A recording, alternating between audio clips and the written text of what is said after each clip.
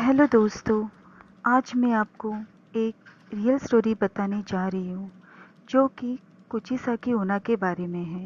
ये कहानी आप अंत तक ज़रूर देखिए। 1970 से 80 का दशक, जब जापान एक तरफ विकास की ओर तेजी से बढ़ रहा था और वहीं दूसरी ओर जापान का कुछ हिस्सा खौफ के साए में जी रहा था। डर डर एक आत्मा का जो जापान के गलियों में अपने सवालों का जवाब तलाश रही थी। वो अपना चेहरा सर्जिकल मास्क से ढका करती थी। वो ज्यादातर बच्चों को अपना शिकार बनाया करती थी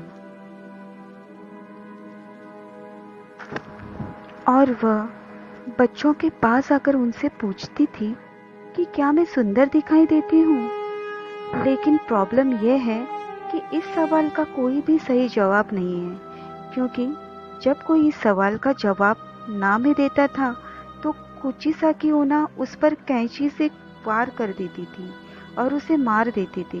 और अगर जवाब हाँ में दिया तो वह अपना सर्जिकल मास्क उतार देती थी और पूछती थी, क्या अब मैं सुंदर दिखाई देती हूँ। उसका डरावना और कटा हुआ चेहरा देखकर बच्चे डर जाते थे, तो वो कैंची से उनका चेहरा भी काट देती थी और उनसे कहती थी, लो अब तुम भी मेरे जैसे सुंदर बन जाओ। उसका खौफ इतना बढ़ गया था कि लोग अपने बच्चों को स्कूल भी भेजने से डरा करते थे।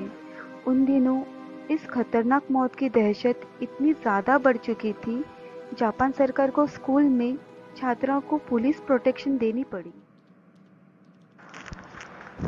ये कहानी शुरू हुई थी 800 साल पहले। जापान के एक छोटे से गांव में एक बेहद खूबसूरत औरत रहती थी, जिसे अपनी खूबसूरती पर बहुत नाज था।